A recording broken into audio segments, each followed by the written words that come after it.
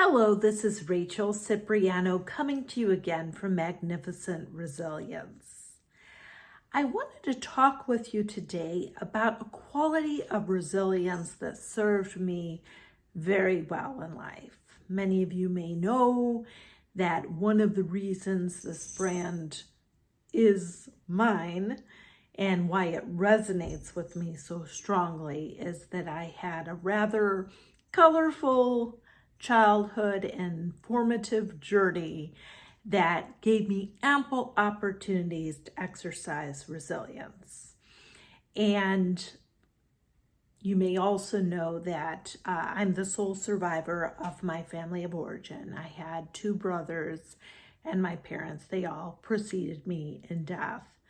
So when I look back on this journey, and I think of all the opportunities that I had, and I kind of call it opportunities to hone my resilience. I was faced with a number of challenging people, kind of like what we would call toxicity, dysfunctional environments that oftentimes, if I had adapted a go along to get along attitude, I'm just not sure if I'd even be here, or if I was here, if I'd be doing as well as I am today. So my life required a quality of having the ability to think for myself, to question the authorities, to determine for myself. Now, I happen to be a person who I think it's a minority of people who kind of just come prepackaged with their value system pretty much intact. And I was kind of that type of individual. My parents noticed this about me at a young age, that they would say, oh, we didn't have to teach you right and wrong. It was uncanny. You already seemed to know what the right things were that you wanted to do, and you wanted to do those. And they also talked about leadership, seeing this leader who didn't follow the crowd and who I had my own mind. I could think for myself. These are all key qualities in true resilience, success, and significance. And it's important to understand they go against some of the basic fabric of our inner being, most of us social creatures. Most of us want to fit into the group. Most of us don't want to be the odd me out. They don't want to be left out in the snow. There's a funny episode of Seinfeld where George applies for a job and his prospective boss tells him one thing they will not tolerate is any dissent. You have to be one of them. You have to go along to get along. You have to be a conformist, blind conformity. I'm here to tell you that is not a healthy environment. That is not a work environment that you want to be in. That is not a family environment or a friendship environment or any social environment that requires control and conformity. Is, by its very definition, on that scale of toxic.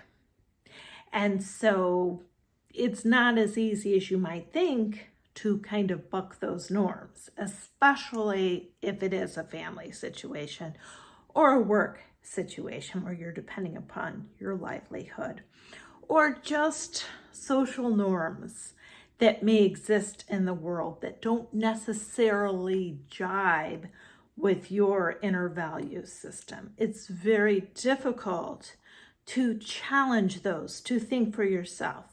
But I'm here to tell you, it is so important for your resilience, success, and significance.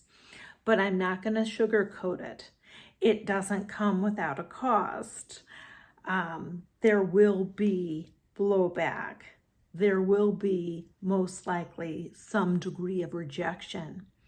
So it requires courage and tenacity, but it's worth it. It's worth it because, yes, there may be a time you might feel lonely if you're rejected by a particular group, especially if it is a family group or something like that.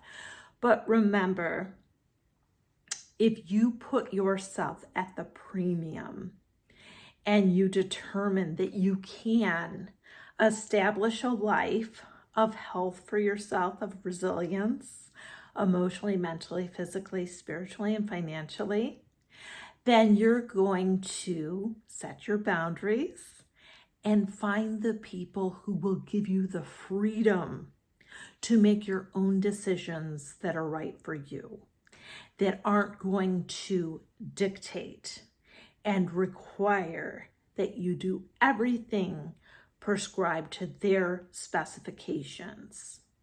For one thing, how do you know the goalpost isn't going to change? You know, when we look at our society, it seems like sometimes language changes daily.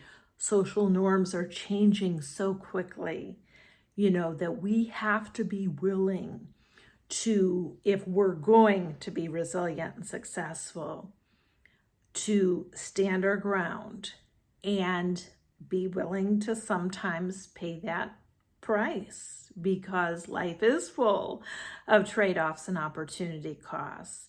And there will be consequences in some environments if you stand your ground and stay true to what you truly believe is right. But I'm telling you, it is worth it. It served me well. I had to stand up to many situations in my life, both as a child and through my stages of adulthood.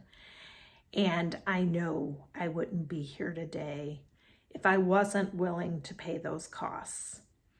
Because when you look at the people who've truly changed the world, it has not been the conformists. It has not been the passive.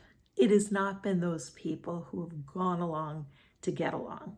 It's been the leaders. It's been the people who can think outside the box. It's been the people who can challenge and stand their ground and be willing to stand alone, even if they're the only one, for what they believe is right. So I want you to think about that. I know that's not a quality that's talked about as much, but when I really reflect on what helped me so much in my life, go through a lot of toils and snares and adversities, it was that ability to be strong-minded and to be willing to be alone. And it wasn't easy. I'm not going to lie to you. And I hope that won't be required of yourself. But if you find yourself in those situations where you're kind of experiencing that social pressure, if you're in an environment, even if it's in a family or work environment, I encourage you to really heed this message and think about how you can take concrete steps to stand strong and stand for what you believe, and be willing to stand alone if necessary.